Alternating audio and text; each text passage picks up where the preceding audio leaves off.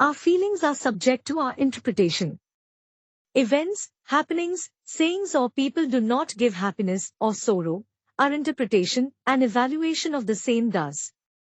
Same events like getting a job in a bank is source of great achievement and joy for one, while for another it's just an average job where his self-esteem is not raised but may be lowered because he comes from a high-status family of civil servants.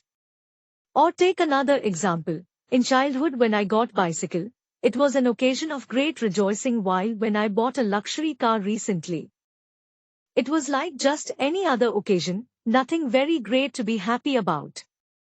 Look at small children in general. How happy they feel at getting small stuff like a game, a ball, a chocolate, a new piece of apparel. And see how happy the older people feel when they get new apparel, or a new computer or mobile handset or so on. The richer a person is, the less happy one feels on getting all these material things. While the same stuff would make a needy or not so rich person much more happy. A commonly seen experience for all of us. But do we really process this phenomenon and use this process insight to see how our interpretation of events and happenings is responsible for making us feel happy or sad? A fabulously well-off friend of mine is unhappy because he has no time to spend with his family or go for golf. According to him, that man is lucky who has leisure. While ask a retired guy, and he may say he has so much time he does not know what to do. Both are interpreting the leisure in different ways as per their experiencing of life. Now ask a great saint like Anandamayi Ma or Raman Maharshi. For them all that is happening is perfect and okay. There is no trace of disaffection with any happening. They is interpreting the events in their own exalted perspective. And this too is true, that something that is a source of joy today becomes the source of sorrow when we lose it. In the happiness was the seed of unhappiness. Take the case of a recently retired general of Indian Army. He was enjoying the power, prestige and status of being a general of such a large Indian army till yesterday, and today, when he has retired, all the trappings of power are missing: the big house, the 4-starred limousine, the legion of staff and plethora of salutes. All gone. Suddenly he is on ground zero, an ordinary man with no trappings of power. Now he will have to introduce himself as ex-general. His identity is that once upon a time he was general. How to cope with this sorrow? Wasn't this sorrow the part of the package of happiness when he got generalship of Indian Army? An ordinary person who never experienced the heights of career success in being a general will also never experience the depth of sorrow on its loss. The blessing of ordinariness hidden somewhere, but not known to an ordinary person. Does that mean one should not aspire for such success? Or should one aspire for success that lasts? The success over one's own mind control?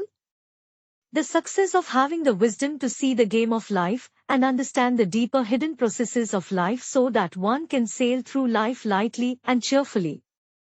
The worldly anchors of money, relationships, power, status, skills, even health may not last long. Now using the sorrow of above loss of status can make one reflect on life and acquire wisdom that nothing lasts here and focus on something that lasts. This is fantastic learning which has happened only because of the sorrow. Your sorrow becomes the source of future joy. An ordinary person may not be able to have because he did not experience the sorrow. In sorrow is hidden the seed of infinite joy too. Whether it will fructify or not will depend on the way we process it. That was one interpretation of an event. There could be many interpretations of the same, and consequently the way one feels will depend on the same. Take one more example. I can be extremely dissatisfied or very satisfied or somewhere in between with the way my life is today in terms of relationships, work, career, health, family, finances, etc. My satisfaction or dissatisfaction is my interpretation of my situation. Don't we remember our days of struggle and say what fantastic days those were? Or I remember a case of one generally sick professor who would get lot of time to write because he was bedridden and so ended up writing many good books. Whatever be the situation, one can interpret it many ways, and that is totally in our hands. There are many stories of entrepreneurs who build big businesses because of their adverse circumstances.